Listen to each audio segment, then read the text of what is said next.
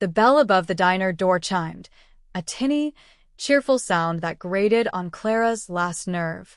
It was 10 minutes to close on a Tuesday, and the rain was hammering against the plate glass windows in a relentless assault. She just wanted to lock up, mop the sticky floors, and collapse into her lumpy mattress. One more customer was a personal insult from the universe. She did not look up, her focus entirely on wiping a stubborn ring of ketchup from the counter. Let them find a seat. Let them read the faded menu. Let them wait. She earned that small moment of defiance. The footsteps that approached were not the shuffling gait of a weary traveler or the hurried tap of a local grabbing a late-night coffee. They were slow, deliberate, heavy. The sound of expensive leather shoes on cheap linoleum. They stopped directly in front of her. She could feel his presence, a sudden drop in the room's temperature, a shift in the very air she was breathing. It was a feeling she had spent 3 years trying to forget. A feeling she had convinced herself was just a phantom limb, a memory that had no right to haunt her anymore. Slowly, she lifted her head. The man standing there was carved from shadow and memory. Older, harder, but unmistakably him. Dante Moretti. His black wool coat was beaded with rain, the shoulders impossibly broad. His dark hair was shorter than she remembered, swept back from a face that had lost any hint of softness it might have once possessed. His eyes, the color of burnt coffee, were fixed on her, and in their depths, she saw not surprise, but confirmation. He had known she was here. This was the world she had run from. This was the man who represented a life of quiet dread, of whispered conversations in rooms she could not enter, of the constant, cloying scent of danger that clung to him like his expensive cologne. But seeing him now, in the cheap, fluorescent glare of the diner, he seemed both larger than life and tragically out of place. And now he was here, and she could not leave. Clara's throat went dry. Her hand, still holding the damp rag, tightened until her knuckles were white. She had played this moment in her head 1,000 times, 1,000 different ways. In her fantasies, she was successful, poised, happy. She would greet him with cool indifference, a woman who had moved on and thrived.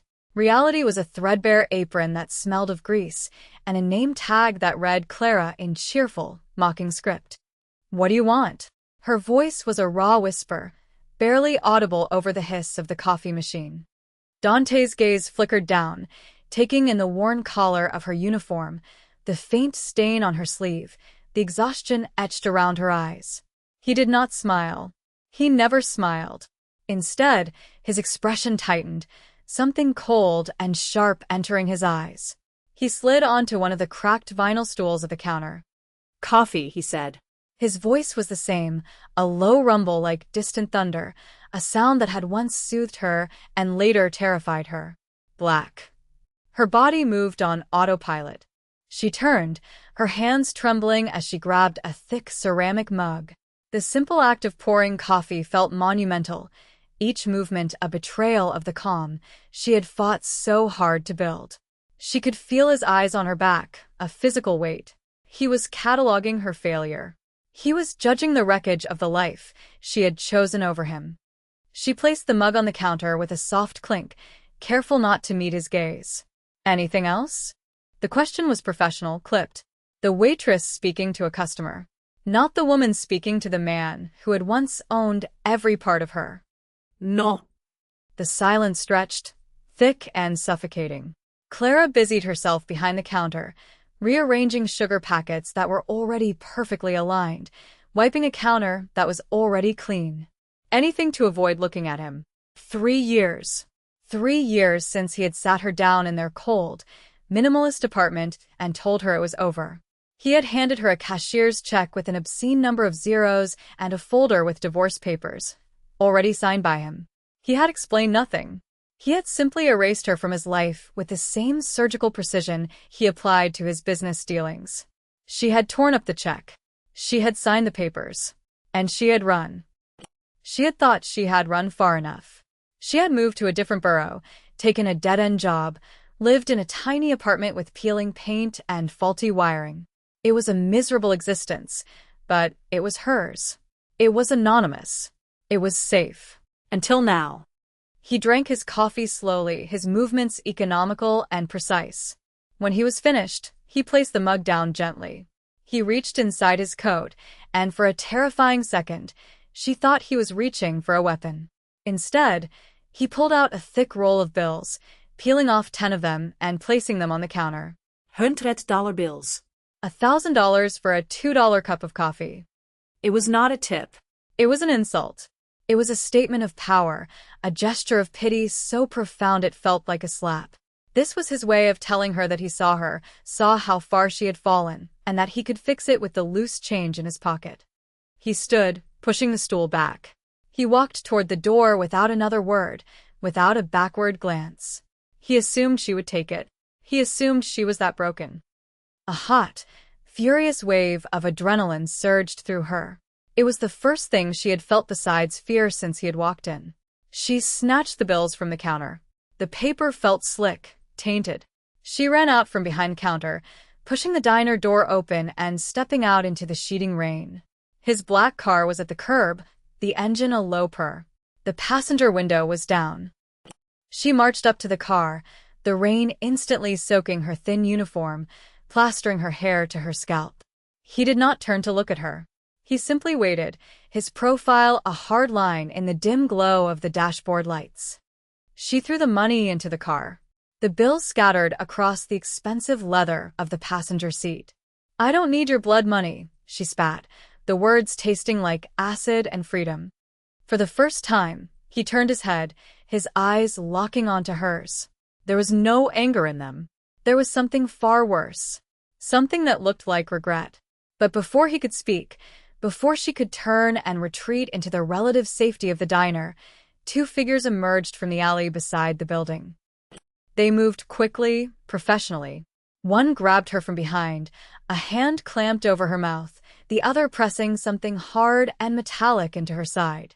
The second man opened Dante's car door, his face obscured by a dark cap. "Get out, more Eddie," the man hissed. "Petrov sends his regards. And it looks like we found something you lost." Clara's blood ran cold. The bubble of her miserable, safe life had not just been popped. It had been shredded. The danger she had run from had not only found her, it had put its hands on her. Dante's face became a mask of cold fury. He did not look at the man with the gun. He looked at Clara, at the terror in her eyes, at the man holding her captive. The regret in his expression was gone, replaced by a lethal stillness that she recognized all too well. It was the calm before a storm of absolute violence. In that moment, she knew her old life was not just interrupted. It was over. And her new life, the one she had just been dragged back into, might be brutally short. The man holding her hostage tightened his grip, his arm a steel band across her chest. "I said, get out of the car." Dante moved. It was not the panicked reaction of a cornered man. It was the fluid, terrifying economy of a predator. He did not get out of the car. He leaned across the passenger seat, his hand disappearing for a fraction of a second before it reemerged, holding a matte black pistol. There was no sound, just a soft, metallic cough from a suppressor. The man at his car door crumpled to the wet pavement without a sound. The man holding Clara swore, his grip faltering in surprise. It was all the opening she needed. She stomped her heel down hard on his instep and drove her elbow back into his ribs with all her strength. He grunted, his grip loosening just enough. Dante was already out of the car, moving around the front of the vehicle with a speed that seemed impossible for a man his size. The second man raised his own weapon, but he was too slow. Dante fired again. Another soft cough. The man fell backward, taking Clara with him. She landed hard on the slick asphalt, the man's dead weight on top of her. For a moment, she was just airless and stunned, the rain cold on her face, the smell of gunpowder and wet pavement filling her senses. Then Dante was there, pulling the body off her, his hands surprisingly gentle as he hauled her to her feet. He held her by the arms, his grip firm, anchoring her. His eyes scanned her, checking for injuries. "Are you hurt?" She shook her head, unable to speak. Her gaze drifted past him to the 2 bodies lying motionless on the ground. A dark pool was already beginning to spread from beneath one of them, mingling with the rain. This was it. This was the reality she had fled.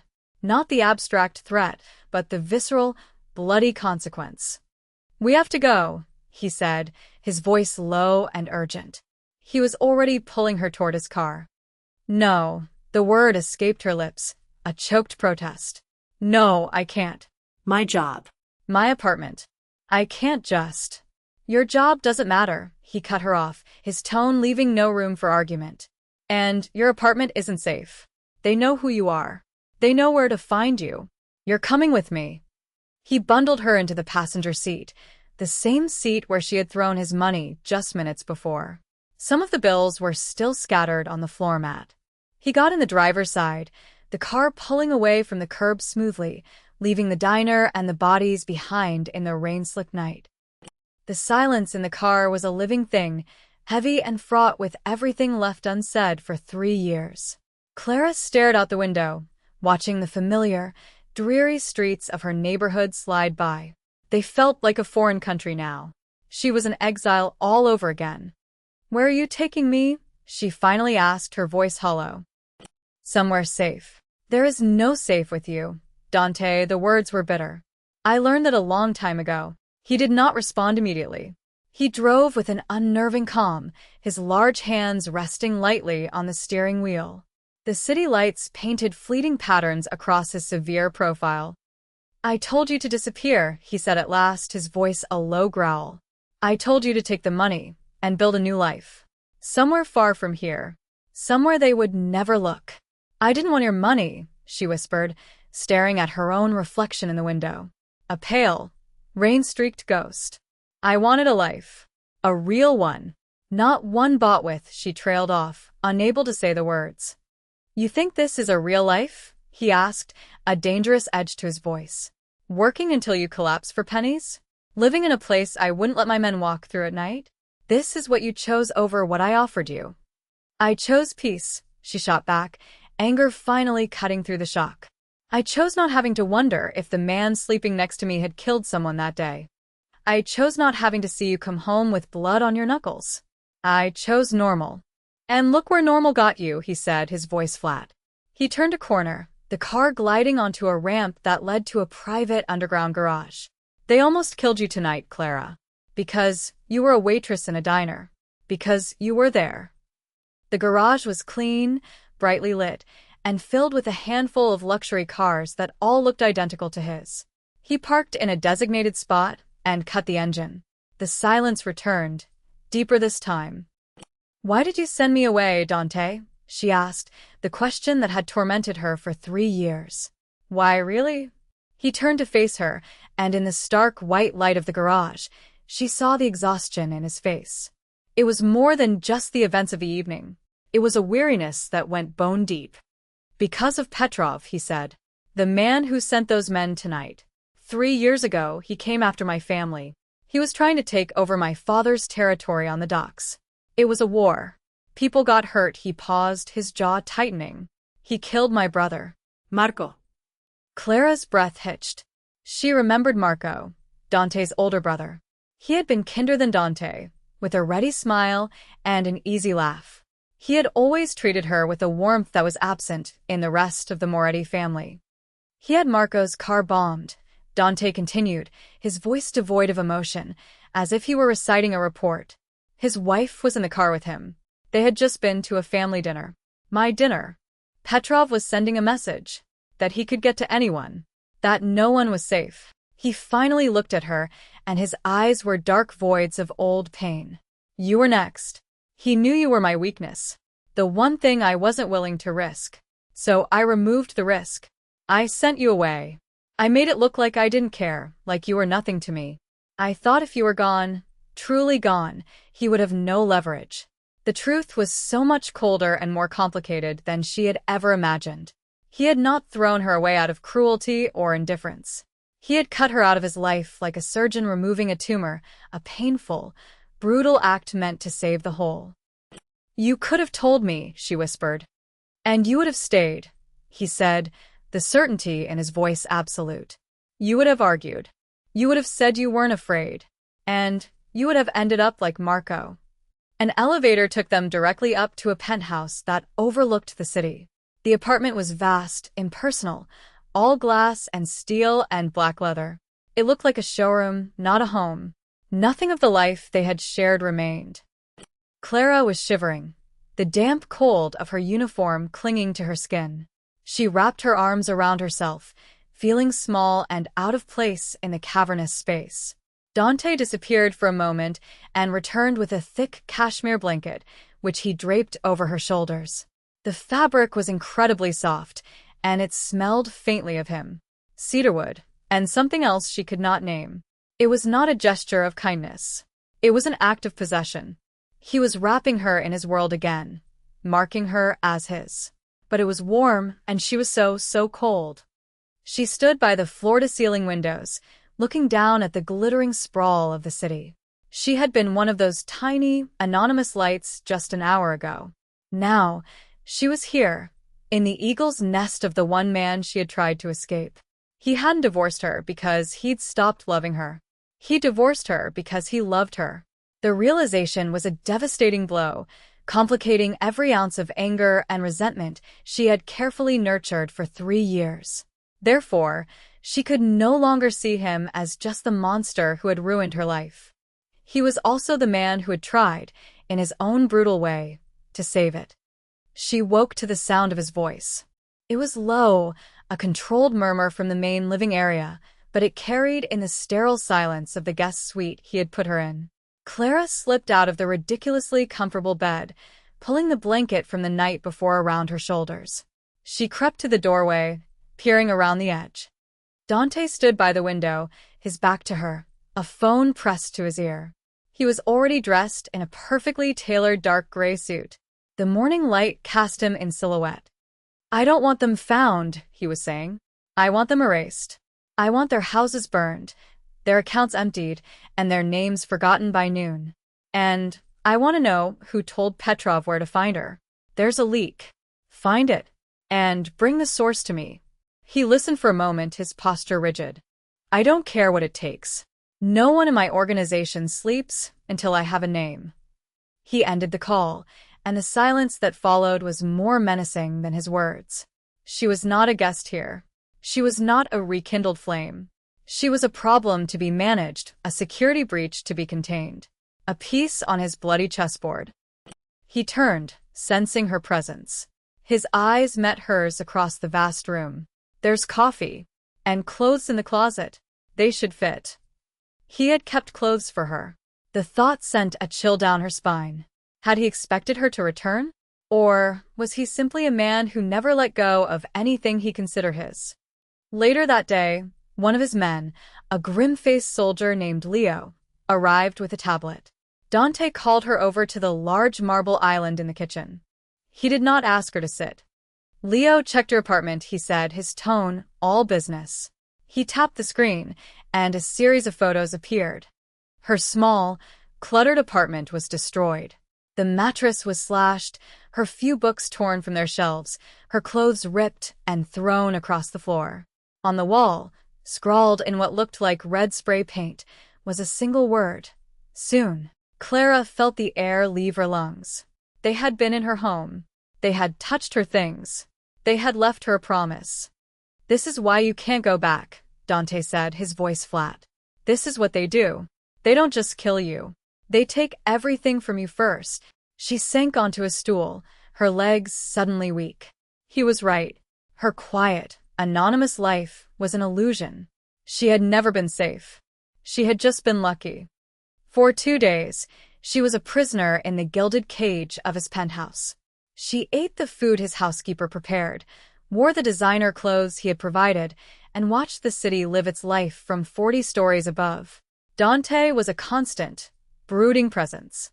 He worked from his home office, taking calls, holding quiet, tense meetings with men whose eyes slid past her as if she were furniture. On the 3rd night, he came to her. She was standing by the window again, watching the endless river of headlights on the streets below.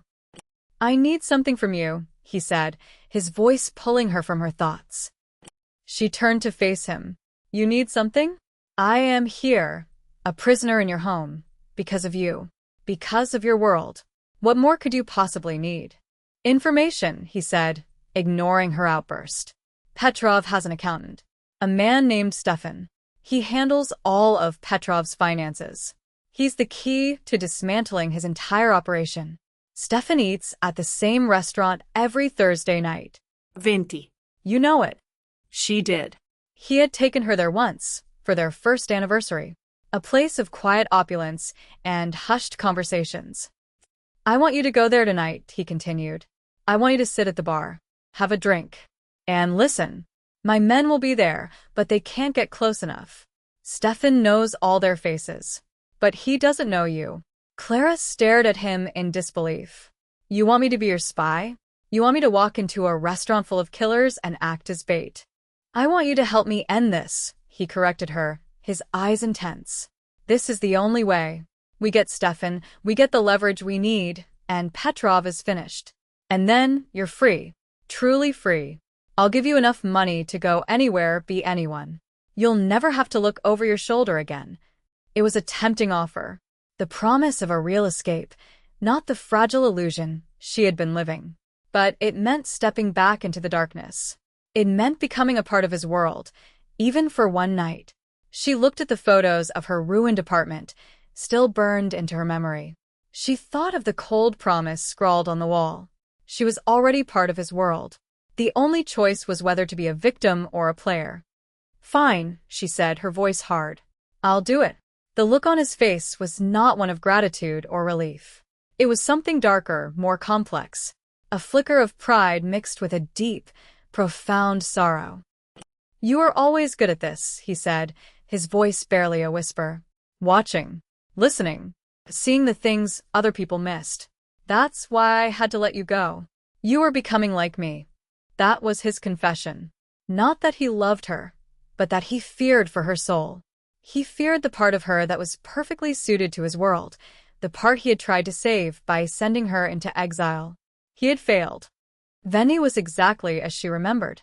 Dim lighting, dark wood, the soft clink of silverware on porcelain. Dante had dressed her for the part in a simple, elegant black dress that clung to her in a way that made her feel both powerful and exposed. She sat at the bar, ordered a glass of wine she did not touch, and watched the room in the mirror behind the bar. She saw two of Dante's men, pretending to be a couple at a small table in the corner. She saw Stefan arrive, a nondescript man in an expensive but ill-fitting suit. He sat at his usual table alone. For an hour, nothing happened. Then, Stefan's phone rang. He spoke in low, clipped tones. Clara focused, straining to hear, using the tricks Dante had taught her long ago. How to read the rhythm of a conversation, even if you could not hear the words. How to watch the tension in a man's shoulders. Stefan was agitated. He kept glancing toward the door. He mentioned a name. The warehouse and a time. Midnight. It was enough. She paid for her wine and left, walking calmly out of the restaurant and into the car waiting for her at the curb. She relayed the information to Dante, who was sitting in the back, shrouded in darkness. The adrenaline of the moment was still thrumming through her veins. He listened intently, his focus absolute. When she was finished, he reached out, his fingers brushing a stray strand of hair from her cheek. His touch was electric, a jolt of heat that seemed to stop her heart. You did well, he said, and the praise felt more intimate than any kiss. But the information was a lie. The tip was a trap. Petrov had been one step ahead. He had not been targeting Dante's operation. He had been targeting her. They did not come for her at the penthouse. That would have been too obvious. They waited until the next day. Dante, believing the threat was about to be neutralized, had relaxed his security around her, just slightly. He had allowed her to go with his housekeeper to a small, private market. It was a mistake. They were professional. A black van, a quick, silent abduction. No one even had time to scream. Clara found herself in the dark, a bag over her head, the smell of oil and stale smoke filling her nostrils. She had not been bait for his enemy. She had been the prize all along. She was in a warehouse. The bag was ripped from her head, and she blinked against the harsh glare of a single bare bulb hanging from the high ceiling. Petrov stood before her, a cruel smile on his face. He was older, with a network of broken veins on his nose and pale, lifeless eyes. Beside him stood another man, his face familiar. It was Leo, the grim-faced soldier from Dante's inner circle, the traitor. Dante Moretti is a sentimental man, Petrov said, circling her. He threw you away to protect you. Now he will throw away his entire empire to get you back. The hours blurred into a haze of fear and cold. Clara refused to let them see her break. She focused on Leo. He would not meet her eyes. He was nervous, his hands fidgeting with the hem of his jacket. He was a man drowning in his own betrayal. Dante had told her about Leo once, a story from long ago. Leo's father had worked for Dante's father, and had died taking a bullet meant for him. The Moretti family had taken Leo in, raised him, treated him as one of their own. When Petrov left her alone with Leo for a moment, she spoke, her voice low and steady. Your father would be so proud. Leo flinched as if she had struck him. He died for the Moretti family, she continued, her voice cutting through the silence. He died for loyalty. What are you dying for, Leo? A bigger paycheck from a man who will put a bullet in your head the second you are no longer useful. Shut up, he hissed, finally looking at her. His eyes were wide with panic. Dante knows, she lied, her voice filled with a cold certainty she did not feel. He told me this morning. He said, Leo would never betray me. His father's honor runs in his veins. He trusts you. She saw the flicker of doubt in his eyes, the seed of regret taking root. It was a long shot, but it was the only weapon she had. The standoff came at midnight. Dante arrived, as she knew he would. He did not come with an army. He came alone, a solitary figure stepping out of the darkness into the warehouse's single pool of light. Let her go, Petrov, Dante said, his voice calm, resonant. I don't think so, Petrov sneered, holding a gun to Clara's head. First, the port contracts. Sign them over.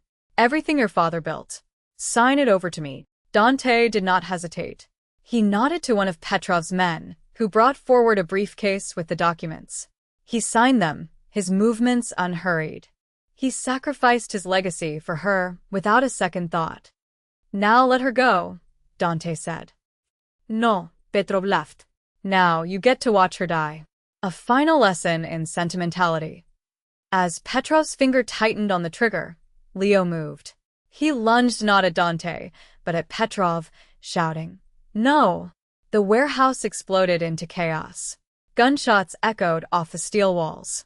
Clara dropped to the floor, crawling behind a stack of crates as bullets flew. She saw Dante move through the violence like it was his natural element, precise and lethal. She saw Leo go down, a look of shock on his face as Petrov turned on him. In the midst of the gunfire, Clara saw her chance. Petrov, distracted by Dante, had his back to a precarious stack of heavy oil drums. Using all her strength, she shoved a loose pipe into the base of the stack. The drums teetered, then crashed down, pinning Petrov beneath their weight. The sudden silence was deafening. Dante stood over Petrov's broken form, his expression grim. He had a bloody gash on his side, his suit torn. He came to her, pulling her up from the floor, his hands checking her for injuries for the second time in a week. It's over, he said, his voice rough. Back in the sterile silence of the penthouse, the city lights seemed dimmer. Clara cleaned the wound on his side, her hands steady. The needle and thread felt familiar in her fingers. They did not speak. The shared violence, the shared survival, had said everything. The divorce, he said finally, his voice hoarse as she tied off the last stitch. It was a mistake. Protecting you meant losing you. I won't make that mistake again. It was not an apology. It was an oath. He walked over to his desk and came back with a new passport and new identity for her. And a bank book with an account number. Go anywhere, he said. Be anyone you want. This time, no one will ever find you. You'll be free. He was offering her the world. He was offering her the peace she had once craved more than anything. She looked at the documents in his hand, the clean slate, the easy way out. She looked at him, at the raw vulnerability in his eyes, the admission that he could not force her to stay, that the choice had to be hers. Slowly, she reached out and pushed his hand away, the documents falling to the marble table between them. She did not say a word. She did not need to. She picked up the antiseptic wipe and the roll of clean bandages. She turned back to the wound on his side, her movements deliberate and sure. Her choice was made. In the quiet hum of the city below, she began to dress the wound he had earned getting her back. This was her world now. This was her family. This was her home.